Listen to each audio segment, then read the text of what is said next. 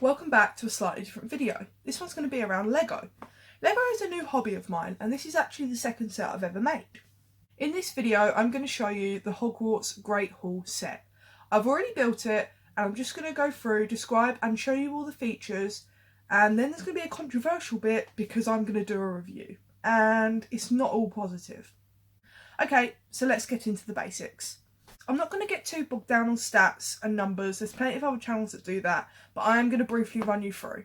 So, as I've already said, this is the Lego Harry Potter Hogwarts Great Hall set, item number 75954.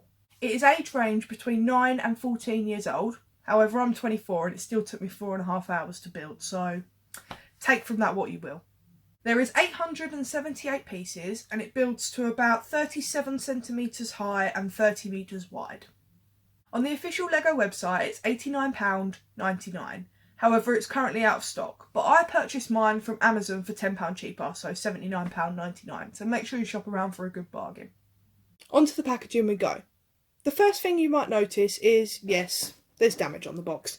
It did turn up like that, but it doesn't take away from the fact that this box is stunning. It's very pleasing to the eye with the blues of the sky and the water against the placement of the hall itself. There's a little nod to the film in the top right corner, and at the bottom of the packaging we get introduced to the 10 figures that are included in this set. In the bottom right hand corner of this box it shows the boat floating. However, if you can read that, it says boat does not float. Guess that ruins my experiment for this video.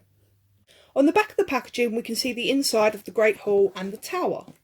As well as this, it shows that our set is compatible with the Whomping Willow set. As you open the box, to be expected, the instruction booklet. As you can see from me flipping through the pages, it's very high quality and very manageable steps. Now let's move on to the figurines and characters that are included in this set.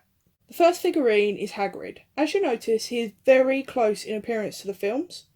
He's also twice the size as the Hogwarts students, which is pretty in ratio. He carries this lantern and the pink umbrella, which if you've ever watched or read Harry Potter, you know is pieces from his broken wand after being expelled.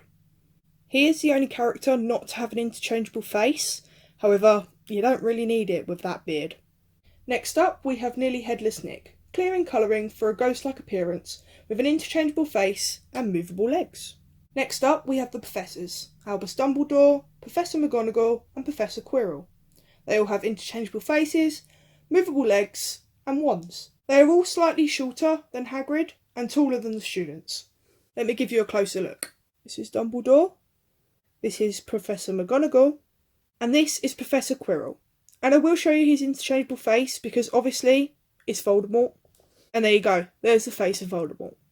Next up we have the students. Harry Potter, Hermione Granger, Ron Weasley, Draco Malfoy, Susan Bones. All the students have interchangeable faces, wands, and they're all shorter than the professors and obviously Hagrid. The Basilisk, a completely buildable character that's movable and mouldable. Let me show you. As you can see, it moves in any way it wants, even its mouth open and close.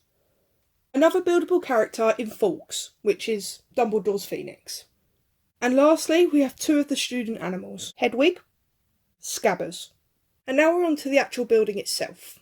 First thing to note is that it's very sturdy for a Lego build, and honestly this was so satisfying to see the whole thing come together. This set is very pleasing to look at. Because of the different colour bricks they've used, it really just pops out and makes it look more realistic. Another thing to notice is that when I was building this is all layered up, so these make these spikes really actually quite sturdy for what they are. The courtyard is a great addition to this set. It's a good size with space for a few figures. Also, the doors to the Great Hall open and close. Now we're moving on to the inside of the building. I was honestly impressed that Lego decided to take on the challenge of including the floating candles, and I actually think this is really well executed. Another important feature is these house flags are actually interchangeable. Obviously, inside the Great Hall we have tables and chairs for students and for staff. As well as that, the goblets and the food really bring this scene to life. One of my favourite parts inside the Great Hall is the fireplace. I think it's super cute and really cosy. And now we're moving over to the tower. As you can see, one of the features is that the staircase is completely movable. Honestly, I'm still unsure if I like this feature. I obviously understand the reference, but it's slightly inconvenient and I prefer them just to be able to clip in.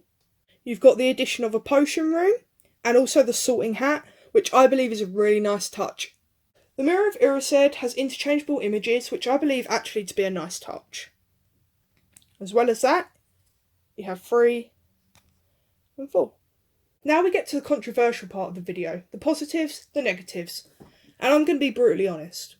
So the first positive is that this set is good value for money in respect to the number of pieces and build time. As to be expected from LEGO, the packaging and information booklet is high quality. I love the fact that LEGO have really thought about the height of the figures, with obviously Hagrid being the tallest, followed by the professors and then the students. I believe that really adds to this set. I believe the interchangeable facial expressions on these figurines are really important to note, because it allows this set to be deemed as a playable one.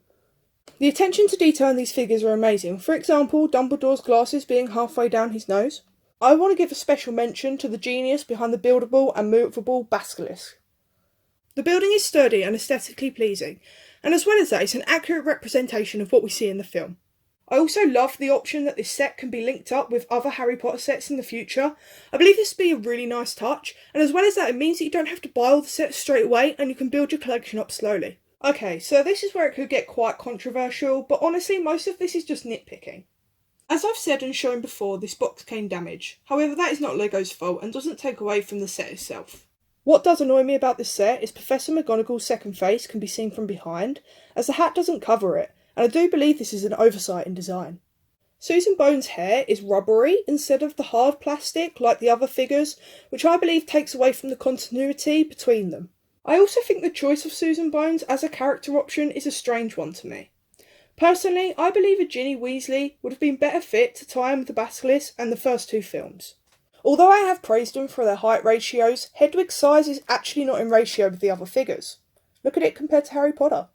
I believe Hermione's cat would have been a nice addition, considering Hedwig and Scabbers is included. It would just finish the trio off.